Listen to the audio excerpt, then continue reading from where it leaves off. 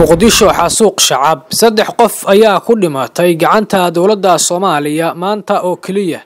sidee ayay dadkan ku dhinteen maxaase loo dilay oo ay sababsadeen sida noo xaqiijiyeen dad goob joogayaal ah ciidanka dawladda Soomaaliya ayaa toogasho toos ah u geystay Maxamed Xayle oo saakay hooyadiis iyo walaashiis lagu kordilay ilaahay ha u naxariistay Maxamed Xayle oo ahaa wiil dhalinyaro ah oo ku shaqaysanayay mooto bajaaj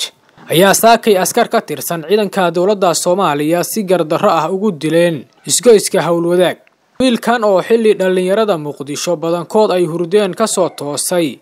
si uu ugu soo shaqeeyo ehelkiisa ayaa nolosha loo diiday waxaana wiilkan la dilay xilli uu hooyadiis iyo walaashiis ku waday mooto bajaaj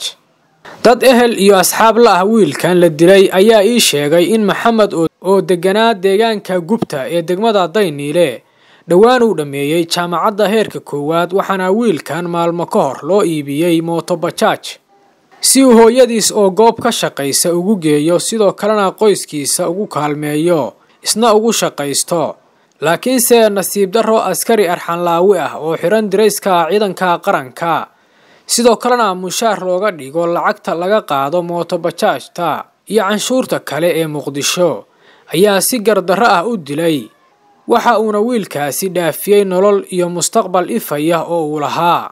sidoo kale intaas kadib dad shacab ah oo diidanaa kana caraysan dilalka maalin kasta ciidanka dawladdu u geystaan wiilasha mooto bajaajta ku shaqaysta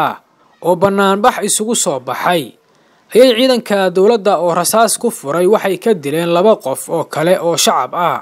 taas oo tirada dadka shacabka ah ee Muqdisho ku dhintay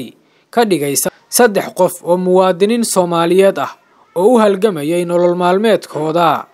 marar badan oo hore ayay sidaan oo kale u dhacday in loo dilo dad shacab ah oo aan waxba galabsan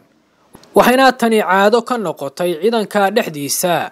marar badan ayaa la xukumay eedaysanayaal dilay dad shacab ah kuwa kalena wali xabsiyada ayay isaga jiraan haddaba dawladda Soomaaliya waxaa laga rabaa inay qorshe cad ka yeelato askarta maalin walba sida bareerka ah u dilaya dadka shacabka ah waana in lagula xisaabtamaa saraakiisha xukuma qaybaha ciidanka oo u muuqda kuwa aan askartooda moral ahaan iyo akhlaaq ahaan ba ka warhayn sina digniin ay shacabka ku nabadgeliyaan kuwaasoo u muuqda inaysan lahayn xad u kala yaala ayaga iyo shacabka taasoo qayb ka noqotay in askartu waxay doonaan ay sameeyaan sidoo kale madaxda dalka ugu sarreysa waxaa looga fadhiyaa cadaalad marsiinta gacan ku dhiglayaasha iyo kuwa sida gardarrada ah maalin kasta u dila dadka shacabka ah ee aan waxba galabsan fadlan sii sheer garee muuqaalkan oo la wadaag asxaabtaada